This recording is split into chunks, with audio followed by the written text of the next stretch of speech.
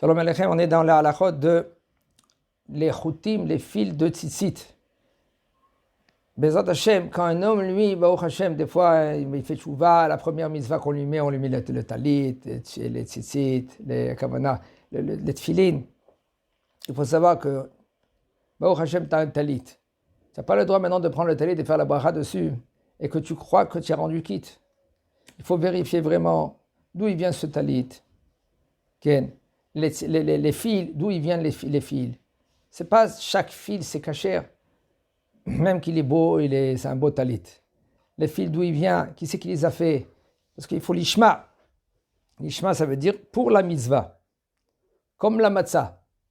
Si la matzah, tu n'as pas fait l'ishma, tu n'es pas rendu quitte. L'ishma, ça veut dire que tu as fait l'Shem mitzvat matzah. Matzat mitzvah. Matzah de la mitzvah. Quand c'est avec électrique, avec une machine, alors quand tu as appuyé pour le bouton une fois, maintenant c'est la machine qui continue, c'est plus toi maintenant, c'est plus l'ishma, c'est plus pour la mitzvah, c'est machloket de mamash acharonim dans cela. Est-ce que tu es rendu quitte de la matzah mechona, qu'elle est fait avec la mechona, c'est la machine. Pourquoi? Parce que la première fois que tu as appuyé sur le bouton, c'est toi, mais après, c'est le courant. Alors là, qu'est-ce qu'ils font? Dans des usines, il y a quelqu'un qui met, c'est comme un petit pédale, une petite pédale, un bouton comme ça, il appuie avec son pied, et tant que son pied est appuyé, alors le courant il passe. Il enlève, le courant il s'arrête. Alors ça vient l'ishma. Alors ça veut dire avant d'appuyer, il dit comme ça que moi j'appuie ça, je fais cela, l'Shem matzat mitzvah. Pour la mitzvah de la matzah, qui est l'Shem mitzvah matzah. Et après, il laisse son pied là-bas, et puis la machine elle travaille. Comme ça aussi on fait, même avec les fours. À part que si c'est un four avec le bois, ça c'est autre chose. Alors, tant que tu mets le bois, je fais l'Shem matzat mitzvah. Il y a des fours comme les fours qui sont ronds comme ça, avec deux manches, et il y a le résistance, ils sont en haut et ils sont en bas aussi. Okay? Il est comme ça, c'est que ça s'appelle un four palestinien, comme ça ils appelaient avant. Alors il y a en irosta, il y a en aluminium, bon, et ils mettent là-bas, et il y a il y a du fil avec un bouton, que le bonhomme lui appuie sur le pied, et il dit juste avant le Shem Matzat Mitzvah, il appuie sur le bouton, et tant que le pied il est posé, alors la matzah, elle est faite grâce à ce bonhomme-là. Mais même dans le fil aussi du talit, aussi pareil. S'il n'y a pas un juif que lui qui se trouve là, qui fait les shem pour le fil, okay, pour la mitzvah du talit, eh bien, c'est bracha levatala. Tu n'es pas rendu quitte. Il faut savoir que tu fais même un issour de la Torah. Pourquoi tu fais le issour de la Torah? Pourquoi? On va dire que la bracha, tu ne vas pas faire la bracha, parce que c'est talit katan, on va dire. Ça veut dire Abba Pinot. Oh, ça veut dire que tu as 4 coins, et en fin de compte, les fils, c'est pour rien. C'est pas le Shem Matzah Mitzvah. Mais là, tu n'es pas rendu quitte. Mais là, ce talit-là, maintenant, tu sors avec 4 coins, sans mitzvah. C'est pour cela, il nous dit le rabbinyan tzitziyot meshi. Maintenant, on parle de meshi, c'est du soie, de la soie. Chez la Ha-Hakira, et lui maintenant, le Rab, lui, il a regardé dans les usines, qu'est-ce qui se passe? En général, cette usine-là, ça vient de Chutz Laaretz.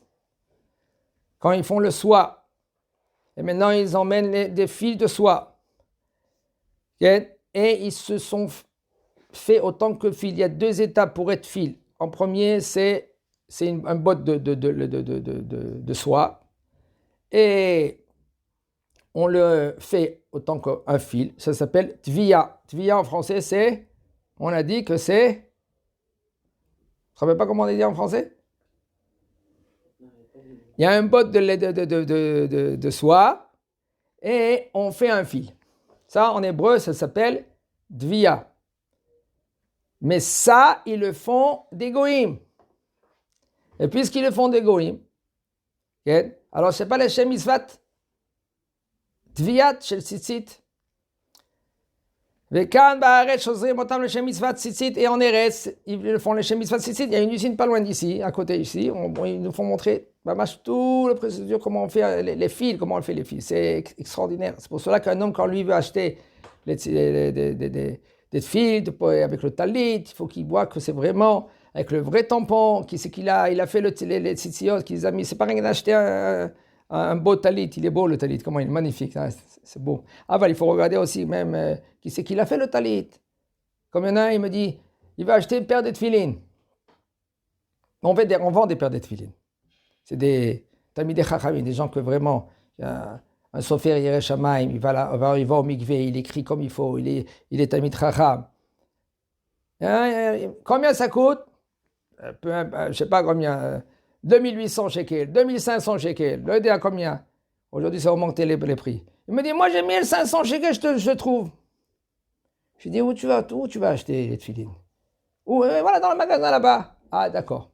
Tu sais qui c'est qui a écrit les tefilines dans le magasin là-bas? Est-ce que tu connais le bonhomme?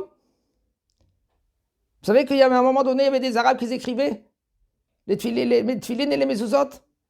Des femmes. Parnassa, ils ont besoin de Parnassa. Et en fin de compte, qui c'est qui écrit tout cela? C'est eux, ils savent bien écrire.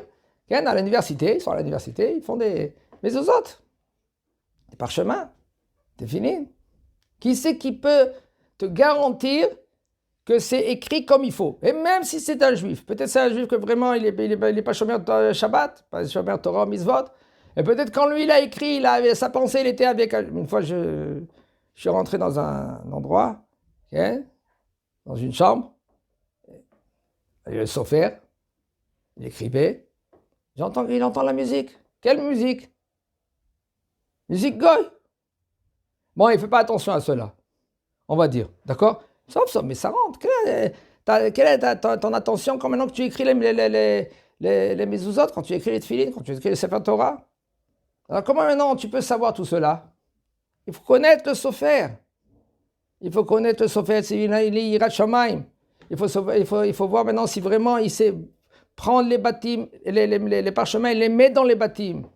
Combien de fois dans les bâtiments, quand il les met dans les bâtiments, il met n'importe quoi, il casse les lettres.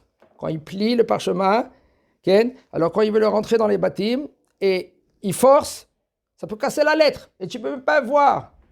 Comment tu peux voir? Il faut une siyata d'Ishmaïa, que maintenant le sofer il voit avec la lumière, il regarde bien. Des fois tu vois même pas que la lettre elle est coupée, elle est cassée. C'est pour cela il faut acheter, même si tu mets un tout petit peu de l'argent, mais au moins, c'est presque sûr, parce qu'il n'y a pas de sûr, il n'y a pas sûr. Tu ne peux pas savoir dans les tefilines, même que le sofer il était correct, même tout cela. Aval, il faut prier à Kadosh Baruch Hu, Bezrat Hashem. Tu as fait ta ishtadlut, tu fais qu'est-ce que tu dois faire, et à Kadosh Baruch Hu, lui, il complète. Bezrat Hashem, Chazak Abo.